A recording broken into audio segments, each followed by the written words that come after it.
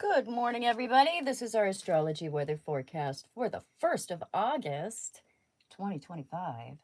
And we have got the first quarter moon coming through Scorpio. That means we're looking at what we planted at the new moon. So, what was began last week starts to emerge because it's taken root, and we start to see the first expressions of it. So, we have to tend it and see what exactly is coming up. Because sometimes when we plant a seed, it can emerge a bit different than we expected. Scorpio moon always does encourage us to get down to the core or the root of something. Superficiality is just it's not comforting. In fact, it's discomforting to the Scorpio moon, Scorpio energy in general. So we've got a lot going on with Venus today. Venus is in multiple conversations. Venus is what we love, what we prefer, sensuality, sensual preferences, money, gains, what you choose, what you want. Venus makes up a lot of life. And we've got some questions to answer today because we have Venus square to Saturn first. So, what do we really want? We're looking at the reality of stuff, what's really available to us. If you only have so many options, or if there's only so much that is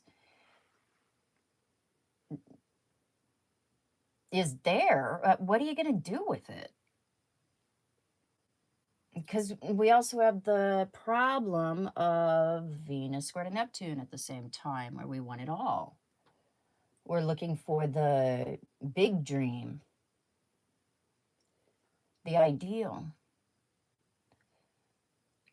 So we have the ideal and the real that are sitting with each other, combining this whole year, bringing that ideal into reality in a general way, grounding that and making our biggest ideas and most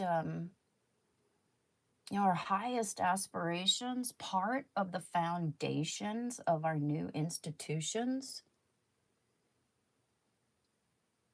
Socially, there's a lot when it comes to us having some personal ideas about what kind of world we want to see, what we want to live in, what kind of world we want to live in. Personally, we're really sifting through what we want and prefer, what we love, because we're seeing more what's available, what's real, what's tangible, what is the limitation we have to work within.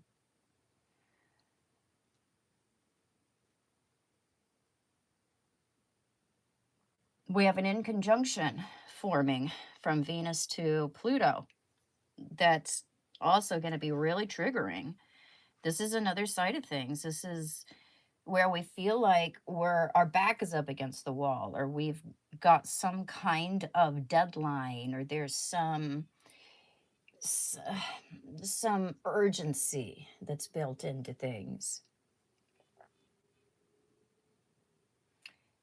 It can bring up insecurity, jealousy, fear of loss, fear of the end.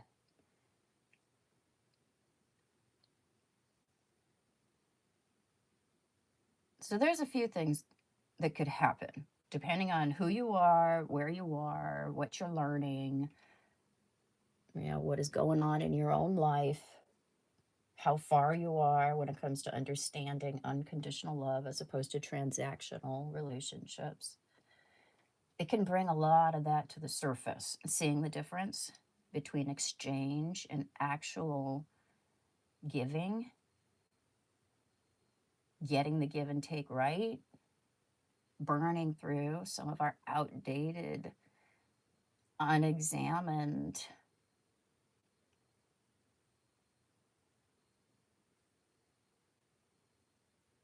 attractions, preferences.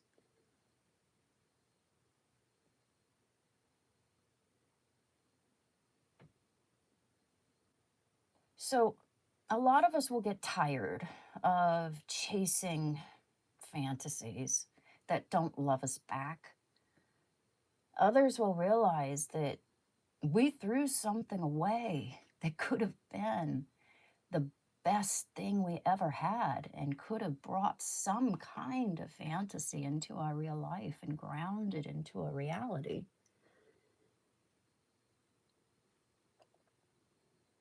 We're learning to tell the difference between what's real and what's fake. What's just an illusion and what's actually really possible if we play our cards right.